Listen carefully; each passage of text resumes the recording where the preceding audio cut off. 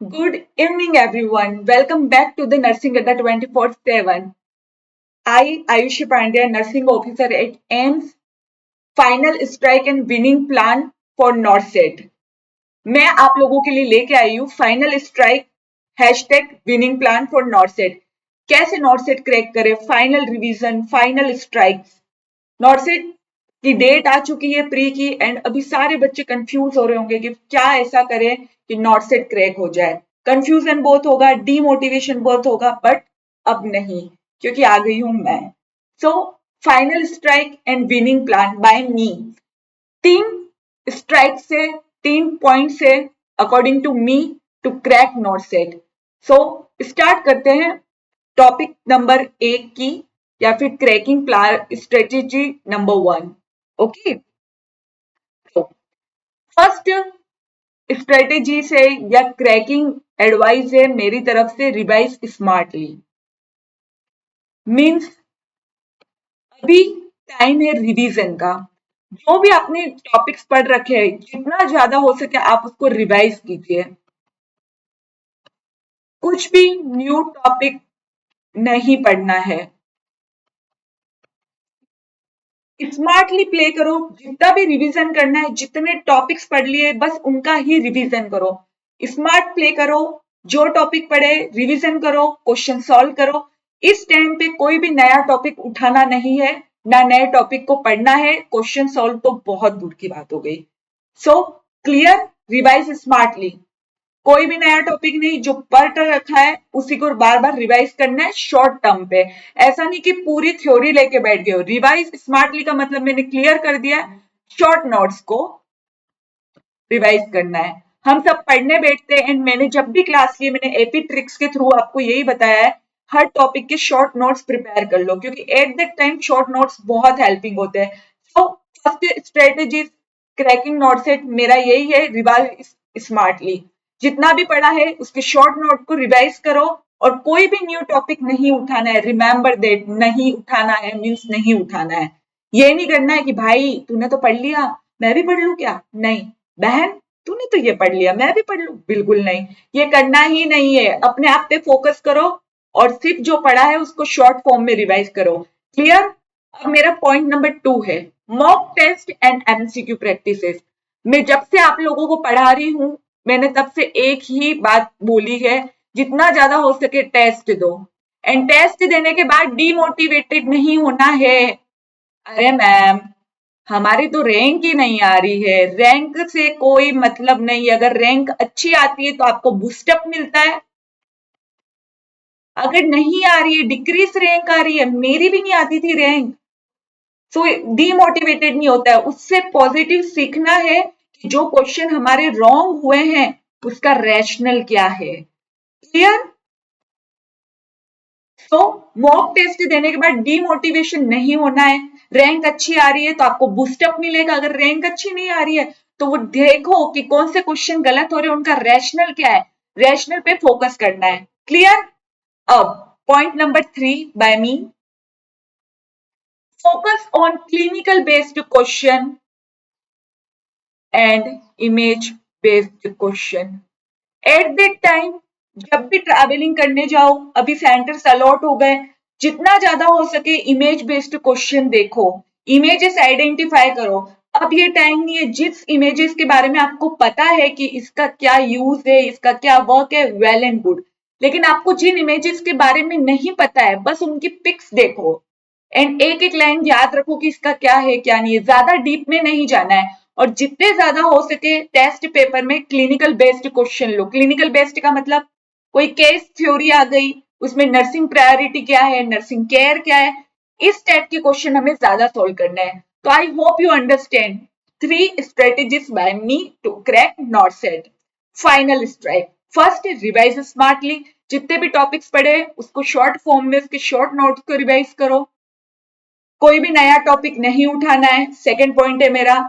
Third, जितने भी MCQs है, टेस्ट सीरीज, मॉक सीरीज दो, बट उसमें भी एक कंडीशन है, अगर अच्छी रैंक आ रही है तो मोटिवेटेड बूस्टअप हो, अगर नहीं आ रही है तो रैशनल्स का पता लगाओ। Fourth, image based question and clinical based question पे ज्यादा फोकस करो। क्लियर हुआ। ये 4 स्ट्रेटेजीज हमें फॉलो करनी है इस टाइम पे। Clear? Revise smartly, new topic नहीं उठाना है, मॉक टेस्ट देना है एंड रैशनल आइडेंटिफाई करना है कौन से क्वेश्चन हमारे गलत हो रहे हैं। फोर्थ, जितना ज्यादा हो सके इमेज बेस्ड क्वेश्चन देखो and clinical condition based question देखो। क्लियर? अब बच्चे ये सब तो कर लोगे, लेकिन एक मेरी तरफ से एडवाइस है कि इस बीच अपनी नींद पूरी लेनी है, मोटिवेटेड रहना है एंड हाइड्रेटेड रहना है। ऐसा नहीं, ये आपका स्ट्रगल टाइम चल रहा है, आई नो डेट, लेकिन इस बीच हमारी हेल्थ का हमें पूरा ध्यान देना है। हम इस चीज के लिए पिछले 6 महीने से मेहनत कर रहे हैं या 1 साल से मेहनत कर रहे हैं, लेकिन एग्जाम के टाइम पे सपोज करो बीमार हो गए, फीवर आ गया या फिर राइनाइटिस हो गया, कुछ भी XYZ होता है, तो बहुत ज्यादा प्रॉब्लम हमें होगी, हमारी कैपेसिटी उतनी नहीं रहेगी एंड हमारा ब्रेन फंक्शन तो एड्रीनलिन सब कुछ रिलीज होगा, सिंपैथेटिक स्टिमुलेशन आ जाएगा। क्लियर? तो मेरी तरफ से मैं चाहती हूँ कि आप लोग अपनी नींद पे ध्यान दो, प्रॉपर पानी खाना खाओ एंड मोटिवेटेड रहो। मैं हमेशा मोटिवेट करूंगी आप लोगों को, लेकिन एक कंडीशन है कि सेल्फ मोटिवेटेड आपको भी रहना है। सो ये मेरा पर्सनल है कि पूरी नींद लो, मोटिवेटेड लो और हाइड्रेटेड रहो। जितना पढ़ा है आपने इनफ है ये मान के चलो और खुद पे मोटिवेशन रखो। क्लियर? सो भूलोगे तो नहीं क्या स्ट्रेटेजी है? रिवाइज शॉर्टली, न्यू टॉपिक नहीं लेना है, मॉक टेस्ट देना है and image based question and clinical based question ज्यादा सॉल्व करने हैं। एंड अब आधे वो लोगों का मुझ पे क्वेश्चन होगा कि मैम ये तो सबने ही बता रखा है, आप क्या बता रहे हो नया? मैं लेके आई हूँ आप लोगों के लिए एग्जाम हॉल स्ट्रेटेजीज, क्योंकि मेन तो एग्जाम में भी तो ध्यान देना है। ये तो बता दो मैम कि एग्जाम हॉल में डीमोटिवेशन ना आए उसके लिए क्या करें। So first of all, time से अपने सेंटर पे पहुंचना है। क्लियर? सेकंड, जो भी अलॉटेड सीटिंग एरिया है वहां पे अच्छे से बैठना है, डीप ब्रीथ लेना है एंड पॉजिटिव सोचना है। ऐसा नहीं कि वहां इतने सारे एग्जामिनेशन हॉल में इतने सारे बच्चे देख के कंफ्यूज हो रहे हो, डर लग रहा है, डरना नहीं है, डिमोटिवेशन नहीं होना है, डीप ब्रीथ देन पॉजिटिव सोचना है, मोटिवेटेड रहना है। ठीक है? एंड अब एग्जाम जब स्टार्ट होता है तब क्या करना है? First, time management, time management करना है। Second, easy questions, easy question को अच्छे से पढ़ के टाइम के साथ प्रॉपर आंसर करना है। ऐसा नहीं इजी क्वेश्चन है, एक लाइन पढ़ी, क्वेश्चन नोट का पूछ रहा है और आंसर दे के आ रहे बता नहीं कुछ और ही।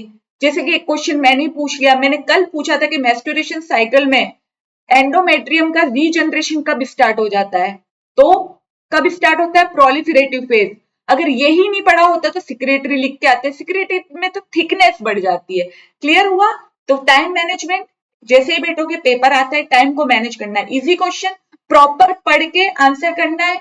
सेकेंड, अगर कोई टफ क्वेश्चन या डिफिकल्ट क्वेश्चन लग रहा है आपको, उसको स्किप करना है एंड मूव आउट कर जाना है थर्ड क्वेश्चन पे।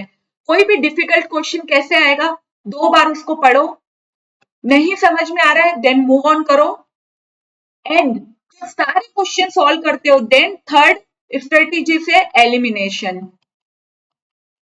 जिन भी क्वेश्चंस में आपको डाउट था कि यार ये टफ था, डिफिकल्ट लग रहा था, डाउट आ रहा था, उन क्वेश्चन को लास्ट के 30 मिनट्स में सॉल्व आउट करो। जो भी आपका टाइम बचता है उसमें 30 मिनट अलग से निकाल लो एंड लास्ट के 10 मिनट से पेपर को देखना है वापस से कि क्वेश्चन का सही टिक करा है, क्या नहीं किया है, क्या किया है, ये ध्यान रखना है। क्लियर हुआ? एग्जामिनेशन के आपके जितने मिनट से उसमें से 10 मिनट हटा दो, क्योंकि उसमें हमको पूरे क्वेश्चन वापस से रीड आउट करने हैं एंड वापस से देखना है कि हमने आंसर प्रॉपर क्लिक किया है, प्रॉपर सेव हुआ है या नहीं। सो फर्स्टली इजी क्वेश्चन अच्छे से पढ़ के फटाफट आंसर करना है, देन डिफिकल्ट क्वेश्चन आपको लग रहा है 2 से 3 बार पढ़ो, नहीं समझ में आ रहा है स्किप कर दो, पूरा पेपर इसी तरीके से सोल्व करना है। लास्ट के 30 मिनट्स में जो स्किप किए हुए क्वेश्चन है उसमें एलिमिनेशन टेक्निक डालो। एलिमिनेशन टेक्निक मैंने बताया था 4 ऑप्शन है, जो गलत है उनको पहले एलिमिनेट करो, लास्ट में सही वाला आंसर रह जाएगा। क्लियर? सारा पेपर 10 मिनट पहले सॉल्व आउट करने का ट्राई करो, क्योंकि 10 मिनट में हमें पेपर रिवाइज करना है। हमें पता होना चाहिए कि हमने कितने क्वेश्चन अटेम्प्ट किए, कितने स्किप किए। एंड मोस्ट इंपॉर्टेंट, ज्यादा अटेम्प्टिंग के चक्कर में नेगेटिव नहीं होना है। नेगेटिव मार्क को कंट्रोल करना। ऐसा नहीं है कि एग्जाम में 100 क्वेश्चन आ रहे तो 100 के 100 करके आ रहे हो। मैक्सिमम आपकी कैटेगरी, चाहे वो जनरल हो, ओबीसी हो, एसटी हो, एससी हो, मैक्सिमम क्वेश्चन का लेवल 75 से 80 ही रखना। जब पेपर का लेवल इजी, मॉडरेट, हाई होगा, उसके अकॉर्डिंग क्वेश्चन अटेम्प्टिंग करना, क्योंकि हम पढ़ के जा रहे हैं, हमें इतना पता है कि कौन सा क्वेश्चन इजी है, कौन सा डिफिकल्ट है, हमें लेवल पता लग जाता है। अगर आपको इजी लग रहा है, मॉडरेट लग रहा है, 70 से 80 के बीच में क्वेश्चन अटेम्प्टिंग रखना, बिना, क्योंकि हम जितना भी सोच के जाए नेगेटिव होते ही होते हैं। Clear? Exam hall strategies by me. Timely पहुंचना है, जब भी एग्जामिनेशन सीटिंग अलॉटमेंट होते, डीप ब्रीथ लेना है, प्रॉपर अपना रोल नंबर वगैरह सब सेटअप करना है। पेपर आते ही इजी क्वेश्चन अच्छे से पढ़ के सॉल्व करना है। देन डिफिकल्ट लग रहा है, स्किप आउट करना है। 10 मिनट पहले, पूरा 30 मिनट के पहले पेपर रख देना है। एंड जो क्वेश्चन हमने स्किप किए थे उसको वापस से पढ़ना है, एलिमिनेशन टेक्निक यूज करना है। एंड नेगेटिव मार्किंग कंट्रोल करनी है। हमें पता होना चाहिए कि हम कितने क्वेश्चन पे रिस्क ले सकते हैं। मैक्सिमम रिस्क लो 10 क्वेश्चन पे, 10 से ज्यादा क्वेश्चंस पे रिस्क मत लेना। ओके?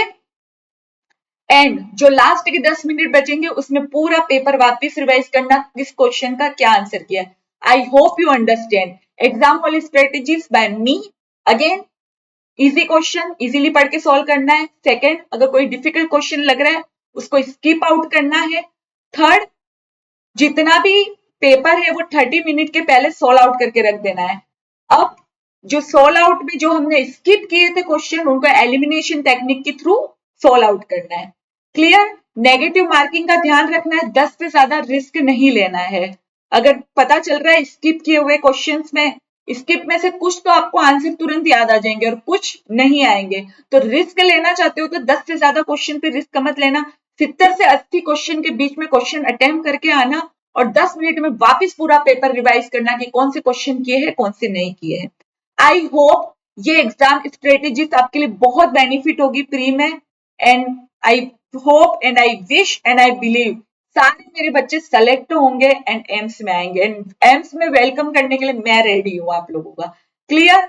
अगेन एग्जाम स्ट्रेटेजीज बता रही हूँ। नेगेटिव मार्किंग को कंट्रोल करना, एंड रिस्क लेते हो वो 10 क्वेश्चन से ज्यादा क्वेश्चन पे रिस्क मत लेना, और अटेम्प्टिंग 70 to 80 ही रखना अगर पेपर का लेवल इजी टू मॉडरेट आता है तो।